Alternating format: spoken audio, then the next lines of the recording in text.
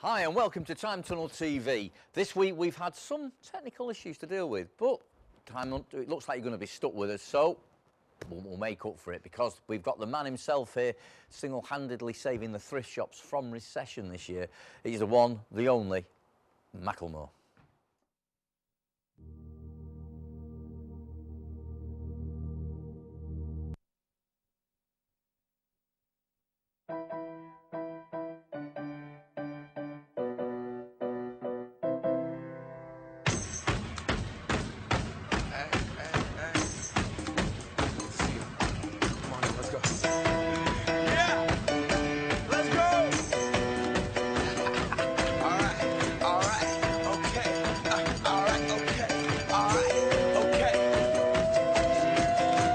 Return to the Mac, get up what it is, what it does, what it is, what it isn't. Looking for a better way to get up out of bed instead of getting on the internet and checking a new hit. Me get up, first shot, come strut walking. A little bit of humble, a little bit of cautious. Somewhere between like Rocky and Cosby's for the game. Nope, nope, y'all can't copy yet. Glad moonwalking, and this here is our party. My posse's been on Broadway, and we did it all way. Grown music, I shed my skin and put my bones into everything I record to it. And yeah, I'm on. Let that stage light go and shine on down. Got that Bob Barker suit game and Plinko in my style. Money, stay on my craft and stick around for those pounds. But I do that to pass the torch and put on for my town. Trust me, I'm my INDEPENDENT shit hustling. Chasing dreams since I was 14 with the 4-track bustin'.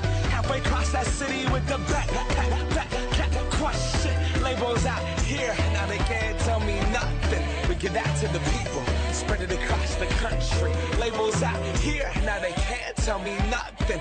We give it to the people, spread it across the country. Here we go back, this is the moment, tonight is the night. We'll fight till it's over, so we put our hands up like the ceiling can't hold us.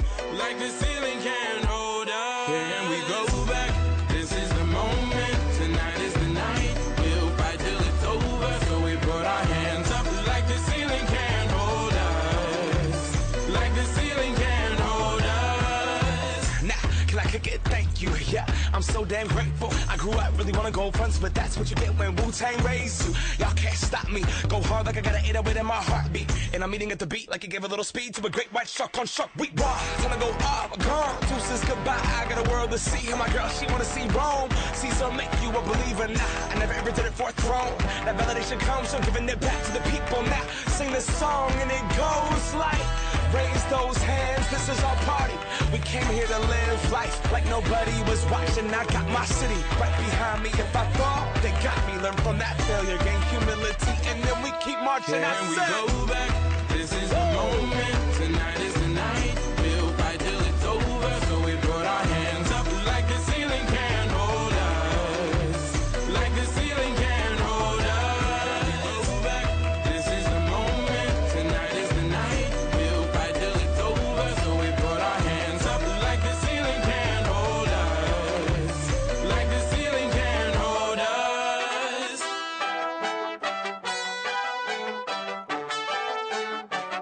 So we put our hands up.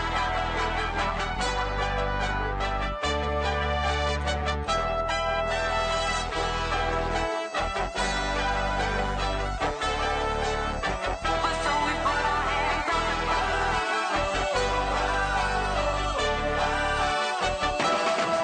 Let's go.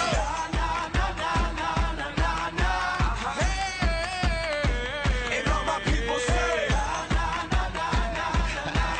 that's right. And all my people say,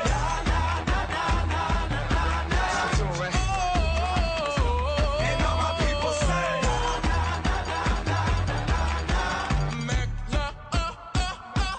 Can we go back? This is the moment. Tonight is the night. We'll fight till it's over. So we put our hands up like the ceiling can't hold us. Like the ceiling can't hold us. Go back.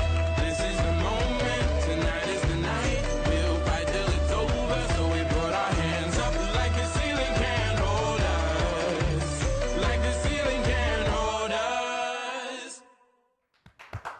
Yo, ladies and gentlemen, yo. There he goes, of course. Macklemore, ladies and gentlemen. So, without further ado, For you at home that not sure who this man exactly is, we have a short VT on just who the heck Macklemore is. I've had 4 of my friends die from overdosing on OxyContin. You know, I think that it's huge here, and it's starting younger and younger, and kids are getting a hold of pills, you know, in middle school, and that's something that's relatively new and super scary to me. Let's see.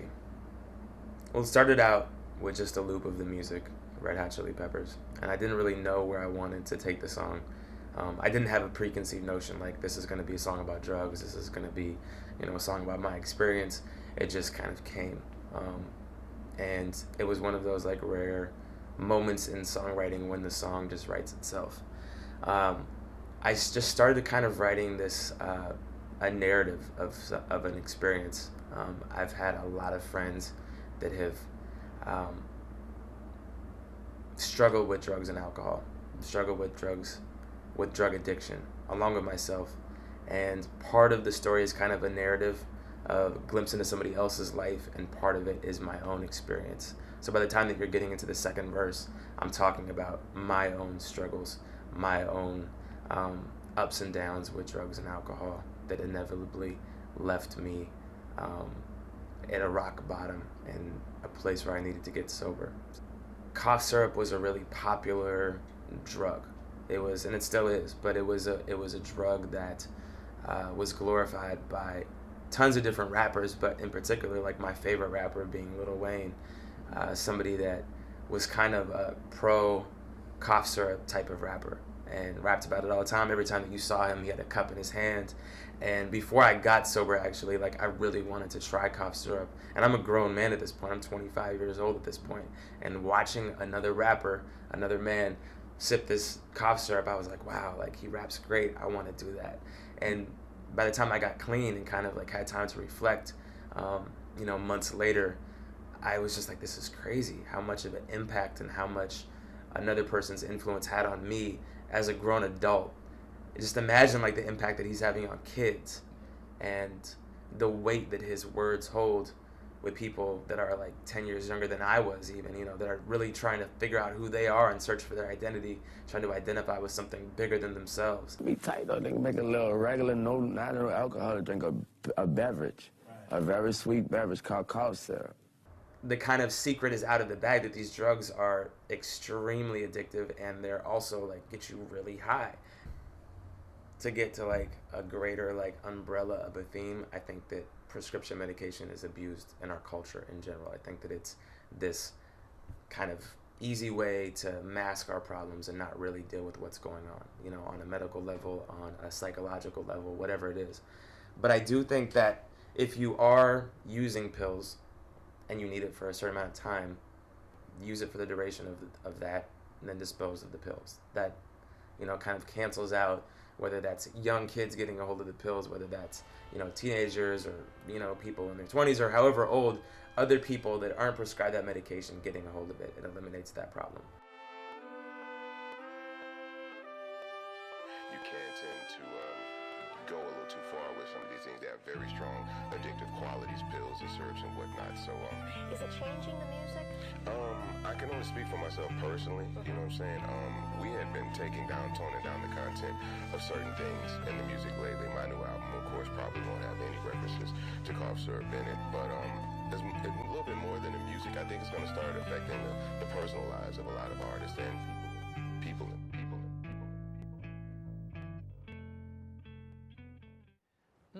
Interesting. That was, of course, Macklemore's other side background. And here's the man in question. We've got him directly live on the Time Tunnel stage. Thanks for that performance before. Can't Stop Us. Lovely to be on the show. Great track, that. Can you tell us a little bit more about that track, Can't Stop Us, in what respect?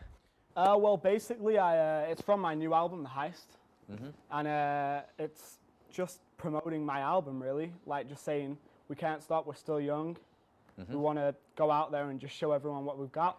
It's basically the whole meaning of the song. So we've got the 25-year-old Macklemore here, or as Jamelia Jamil, a Radio 1 DJ here, likes to call you Macklemore. I don't know whether you've heard of her, but she tends to do that. So, 25, quite an old age to come into rap in this day and age. Yeah. So, did you feel as though you had a message to give to people? We saw that very interesting VT there, and it was all based around prescription drugs. A lot of people seem to forget that prescription drugs are just as addictive as your Class A and your Class B. You know, your crack cocaine, your heroines, and people like Lil Wayne there, hooked on cough medicine. Bizarre, don't you think? Yeah. Well, basically, I've always been into rap music. Lil Wayne's been an idol to me for many of years. But I really got into it about around 13. Just from there, I've always been writing, like constantly just writing. But nothing's really happened for me because I've always been addicted to drugs until a couple of years back when I got clean and sober from alcohol as well. Alcohol was always a big issue.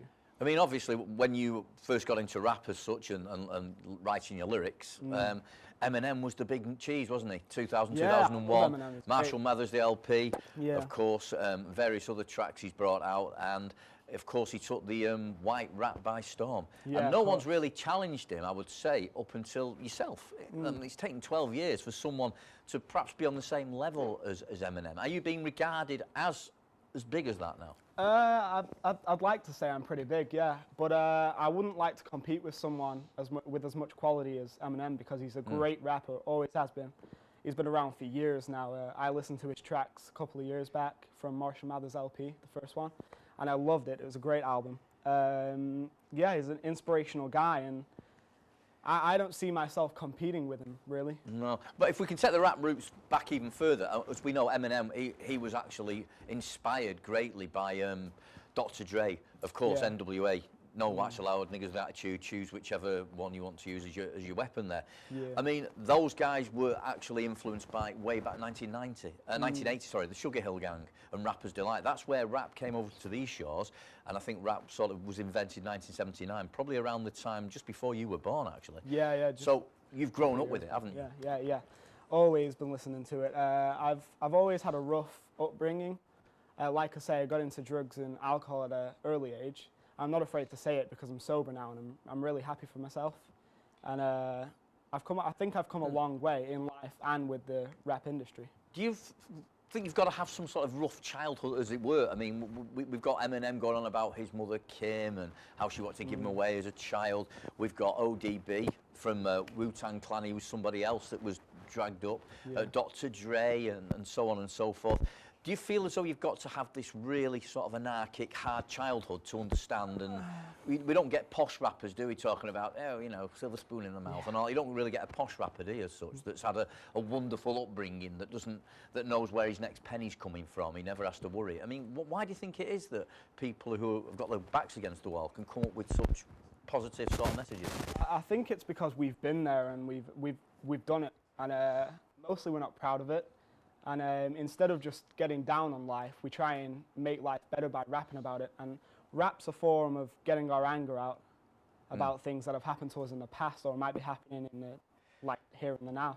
I mean, it's like rap, I mean, was frowned upon in hip-hop back in the early 1980s. Yeah. Here in this country, a guy that used to run the Sex Pistols, or used to own them, Malcolm McLaren, he bought rap and hip-hop over to Britain in 1981, and it sort of went stratospheric from there on. But, I mean, your first single, which was came out in February this year, was about thrift shop, about going thrift to shop, jumble sales and things. I mean, what an amazing thing to write a song about. You know, I found that very It was just a bit of fun, to be honest with you. Me and Ryan Lewis, my partner. Yeah, I was going to mention him. Yeah. We've always wrote together, but I don't know, I just came up with a crazy idea. Why don't we just talk about thrift shops, you know? Well, they're in everyone's life, especially in this day and age Exactly. with austerity and everything else. Everyone goes to we've got a shop here called Primark, which you might not be aware of, but not thrift shops, but they're the next best thing to them. We've got Oxfam shops and all sorts of things. And the video was quite unique as well, performing in and out of there. And it was a lot of fun. It was the thing that brought you here. It's not the most proudest track on the album, though, is it? The Heist. No, it's not the biggest one. And what's the one you're most sort of proud of on that album? The biggest one for me is probably Same Love, which I'm going to be performing for you later. Smashing, we'll look forward to that. Because it's, I'm all for gay rights, and that's what Right. the song's about, really. And I wanted to get my message across there because as a rap artist, a lot of people are influenced by me. So like me telling everyone that being gay isn't a bad thing. No. And that people when people are afraid to show that they're gay, it's wrong. They shouldn't be afraid. So again, I mean, obviously, rap artists are predominantly known with being hard-edged, sort of, Yeah. we beat everybody up type of thing. Are you trying to, even though it's still a hard edge, you try to bring a softer side to the hard Yeah, edge yeah. in a way? Yeah, Because it definitely. takes all sorts to make a wheel, doesn't it? And it's nice that you are representing sort of a certain area of society that's not really represented by that particular genre, rap. I mean, you don't, you know, look at rap and gay people, Yeah, do if you? you look at like Eminem and people like that, they're all the. I wouldn't say they're against gay rights, but No. a lot of their songs involve like gays but being mean towards them, and I don't really roll that way. Well, that's smashing. We're going to talk more about yourself and your partner Ryan Lewis very shortly, but that's very interesting stuff to talk about. Well, that's great to hear, but now for this moment in time, we're actually going to take you over to our news team and straight to Studio B. Hello and welcome to Time Tunnel TV News. I'm your anchor for tonight, Joe Pickford. Here is a rundown of tonight's stories. Nelson Mandela has passed away. Star Paul Walker was killed in a car accident. Arctic Monkeys' cover of Hold On, We're Going Home has enraged Drake fans. The Philippines has been devastated by a natural disaster, and Macklemore's Same Love has risen to the top. Tonight's top story, Nelson Mandela, the hero of many, has sadly passed away. He spent his life fighting for equality and against the apartheid. A great man. Fast and Furious 7 has been delayed due to the death of star Paul Walker. He died in a fiery car crash while he was showing off with his friends. In other news, the Arctic Monkeys have recently done a cover of Hold On, We're Going Home, originally by Drake. Fans of the Arctic Monkeys were delighted with the cover, whereas loyal Drake fans were outraged, claiming they've ruined the song and have disrespected the band. The Arctic Monkeys have yet to make a comment on the matter, while their sales continue to rise. The Philippines has recently been devastated by a natural disaster, leaving many dead and remaining without food or shelter. Their charity is pleading desperately for donations, so no more will die.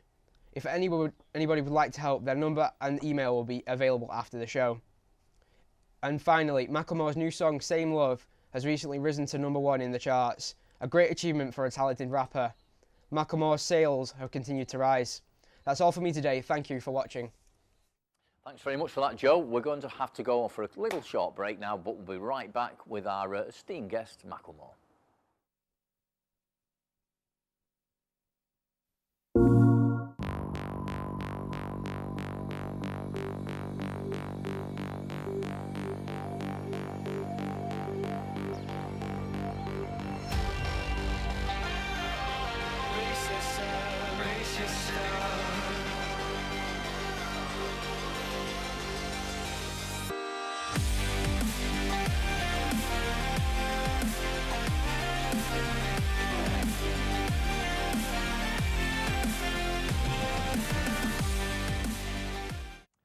Hi, welcome back to Time Tunnel TV. We are here with the one, the only US rap star, Macklemore.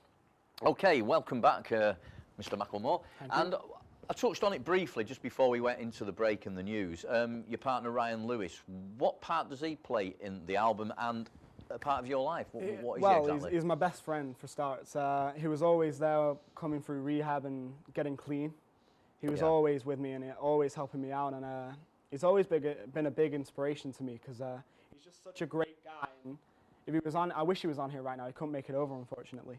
But yeah, he's just a lovely guy, and he writes a lot of lyrics with me, surprisingly. But he's the DJ of the group. Right, right. So he makes all the music tracks for us. And so effectively, you're like the Lennon, he's like your McCartney to your Lennon type of thing. So he's like that hand in glove with you writing songs.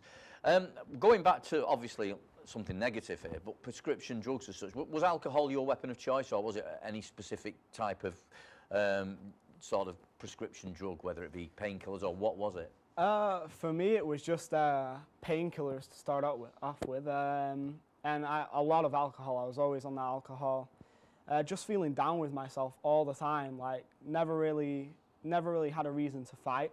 Mm-hmm. And then it became clear to me, like listening to rap music, and why am I doing this to myself, you know? I just wanted to get out there and prove to people that it's wrong. And I mean, you're clean now. Yeah. would you be somebody that would actually go around to younger people and tell them the dangers of alcohol, because it's so readily available? I mean, way before our time, back in the 1920s, Prohibition, they tried to outlaw alcohol and it never worked.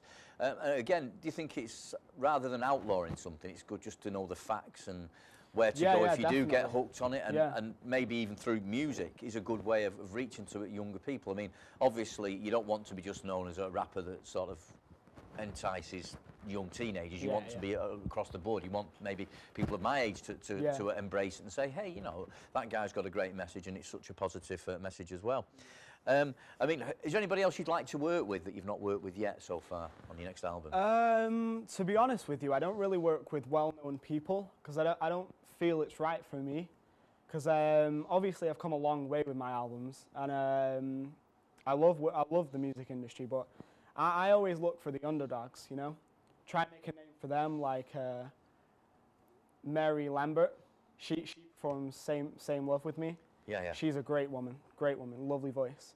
And just people like that. I like to bring in people who aren't really well known, or people who used to go to rehab clubs with me. Like, I used to sit in rehab and write with the people who were going through the same thing, and I'd try and help them as well as trying to help myself.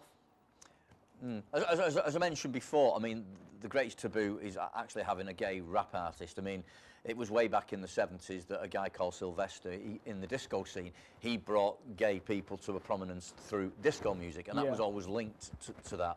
And then slowly but surely it's milked its way into the sort of everyday life. But rap was something up until, like yourself, till yourself came along. We would never have thought that would have happened. Yeah, it's always been hated in the hip-hop industry, really. Do you think more and more hip-hop artists will come out that are actually gay and will say, hey, you know, we've got something to say as well, rather than being shepherded under the door and, you know, this is a hard man's, you know, because it used to be prominently a black person's thing, rap, until, like you say, Eminem really broke the taboo of it in the late 1990s.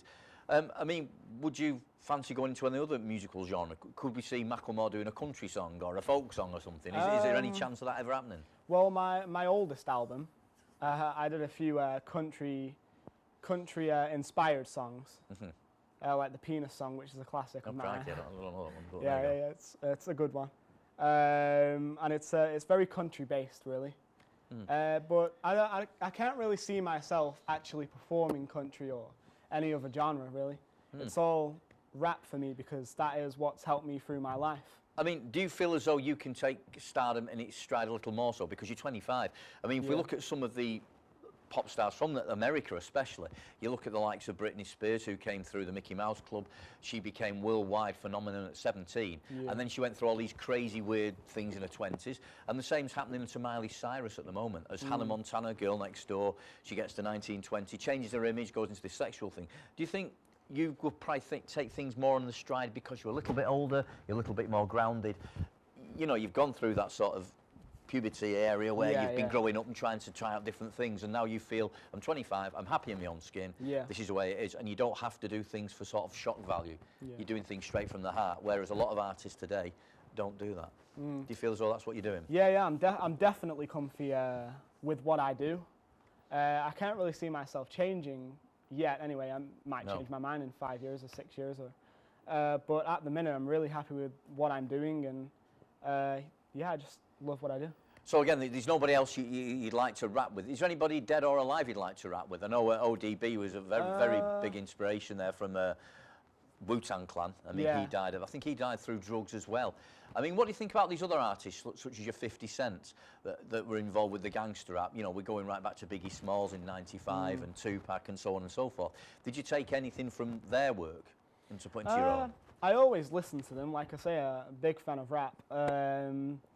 I don't know, really. I've not really listened to their music and thought, oh, it's a good element of rap, I'm going to take that and make it my own. It's always just been my own mind. Like, my biggest inspiration is Lil Wayne, my favorite rapper. But like I say, it's always been just my own word, and it's always come from my own mind and everything that I talk about. The other thing we saw in the VT there, I mean, we always see Lil Wayne in performances or wherever interviews, he's always sipping from a polystyrene cup and it's full of cough medicine. I mean, have you never gone down that line? You've come off the alcohol, you've come off the prescription drugs. I mean, does he still drink cough medicine? I mean, surely he's not just addicted to the actual drug. I mean, it's probably the sugar in there that's giving him a rush as well. I don't know. But, you know, it's the first I've heard someone being addicted to cough medicine going on stage. Oh, I'm just having some, you know, Benylin or something before I go off and do a bit of a performance.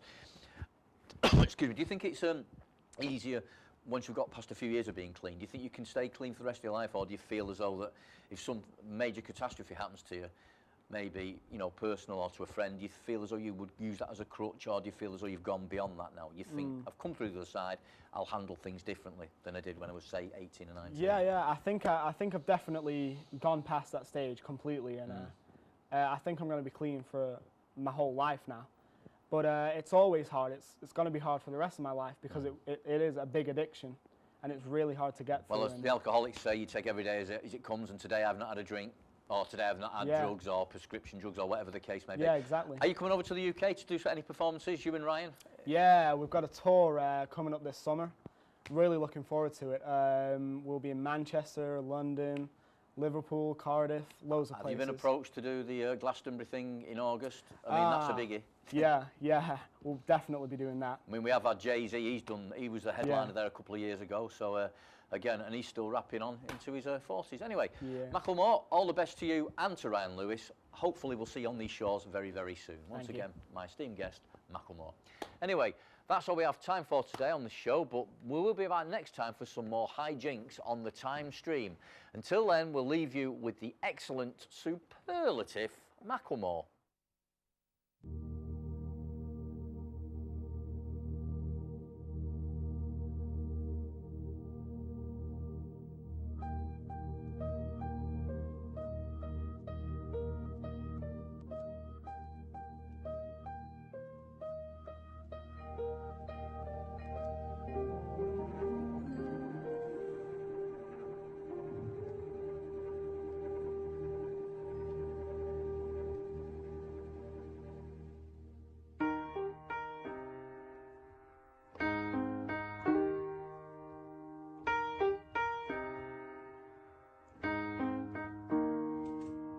When I was in the 3rd grade, I thought that I was gay, cause I could draw. My uncle was, and I kept my room straight. I told my mom, tears rushing down my face. She's like, Ben, you've loved girls since before pre-K. Tripping.